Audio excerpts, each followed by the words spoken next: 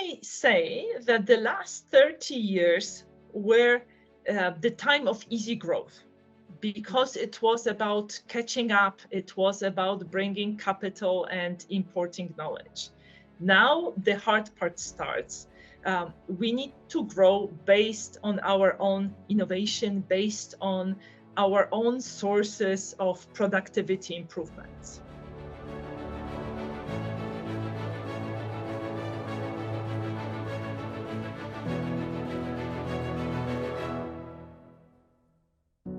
So Beata, thank you so much for agreeing to have this conversation with me today. Thank you for the invitation. Listen, 2024 is such a special year for all of us here in the region. Some of our countries have just celebrated 25th anniversary of a membership in NATO. Even more will be soon celebrating 20 years as EU members. And you as EBRD have been with us in the region pretty much from the beginning for more than 3 decades right now. So how well did we do over these 3 decades? Enormously well. And I think this fact is being underappreciated. Young people don't know what the world was like 30 years ago, and older people tend to forget. I think the countries that joined the EU 20 years ago have done enormously well. Not only in terms of GDP per capita, which increased from a quarter of the German GDP per capita in 2003 to almost a half now, but also in terms of other aspects, in terms of life satisfaction. Post-communist countries used to have happiness deficit. What I mean by that is that even if you took into account GDP per capita of the country, income of the household, people in our region tended to be more gloomy, less satisfied with life. And this happiness deficit disappeared in 2016. So that's really good news. Also, when you look at household surveys, which the EBRD periodically conducts, you see that people in the 8 countries that joined the EU feel as healthy as their counterparts in G7 countries. That is really good news because it was not the case only a few years ago. But perhaps the most telling sign of the progress is the fact that young people today in Poland, in Hungary, in the Czech Republic feel no different than young people in the most advanced economies. And that's quite a change.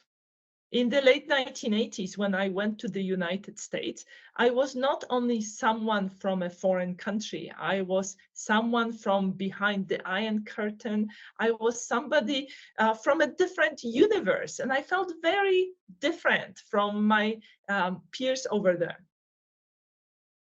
It's amazing when you're referring to this one, because I had a chance to study in Germany for a few years, and even though we were not behind the Iron Curtain at that time, it was still a very different world. And like students today are in a very different situation, and they feel really like citizens of EU. Beata, it seems that you said we are healthier, we are wealthier, we are happier as well. How did we achieve it? So what you believe was the biggest impact that the EU membership brought us? Well, there were many, but let me focus on just 3. So first, the accession process anchored the reforms. It gave direction to the reforms. It eliminated discussion on what needed to be done, and it prevented derailing of reforms. We see around the world how difficult it is today for governments to make changes, to make improvements. Second, the EU accession gave us access to this large, wealthy market. And I'm stressing here wealthy because supplying well-off consumers gives firms an incentive to innovate, to improve their product quality. And that's something that drives economic growth. And finally, we benefited a lot from inflows of knowledge that was embodied in capital goods we imported, in firms that chose to invest in our countries. If you think about the early 1990s, accounting was done very differently in post-communist countries than we do it now. And firms like PwC brought that knowledge with them. I'm so happy that when you were talking about impact, it was not only about how much money we received from Brussels, because very often I think we just reduce this conversation, which doesn't really give us a favor, and is just really not reflecting what impact the EU membership had on us. Listen, so this is the history and we are all proud of it, but clearly I'm very interested to look in your crystal ball and see how you see the role of our region for the next 2-3 decades. We may say that the last 30 years were the time of easy growth, because it was about catching up, it was about bringing capital and importing knowledge. Now the hard part starts. We need to grow based on our own innovation, based on our own sources of productivity improvements. Second, I think Poland and other countries in the region should become standard bearers for free trade, for keeping the global economy open. We remember how 3 decades ago we were part of a different trading bloc than the Western countries. And it was not particularly pleasant to be part of Comecon. Finally, I think the new EU member states should become advocates for EU expansion. They have benefited greatly from the EU membership, and it's only fair that they return the favor to other countries that are waiting in line. And Beata, when you're saying about all these things, and I love your vision, tell me what we need to do today, where we need to focus, where we need to invest to be really best prepared to embrace all this, what the future brings us. More enthusiastic embracement of renewables is certainly a safe bet. Access to green energy is becoming the new determinant of competitiveness, and it's going to position the country and the region well when it comes to exports, not only of goods, but exports of services as well. I'm so happy that you referred to this one. And before you were saying also about innovation, and I think it is such an area where we as a region with such an access to the talent pool, innovation and education should be able to take us to the next level. And I hope that this is one of the areas that will be like the no regret movement for most of our governments in the region.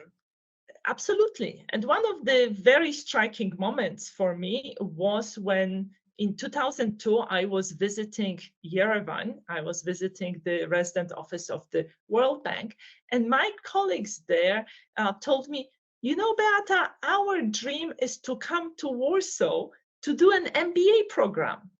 I was shocked that anybody was thinking about moving to my country, let alone studying there. And now look at Poland. It's an exporter of educational services.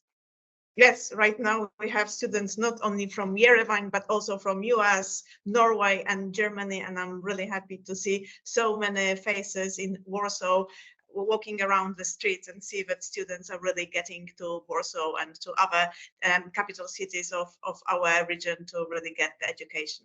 Beata, the last point I wanted to cover with you is a little bit personal. 1st of May 2004 was such a special day for me. I remember myself standing in the middle of Castle Square in Warsaw, waving the EU flag and being so happy that we finally made it.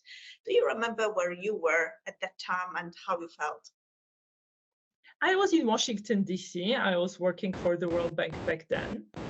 And on the day of Poland's EU accession, I went back down the memory lane to 1992. In 1992, I was an exchange student in Bonn, Germany, and I was staying with a lovely German family that was very enthusiastic about the European project. And they were telling me, wait, in a few years, Poland is going to join the EU. And it seemed simply impossible to me. I did not believe it. So it was such a joy to see that prediction becoming a reality in 2004. Thank you so much, Beata, for this memory. It's a fantastic one, and thank you for finding time for us. Thank you for having me.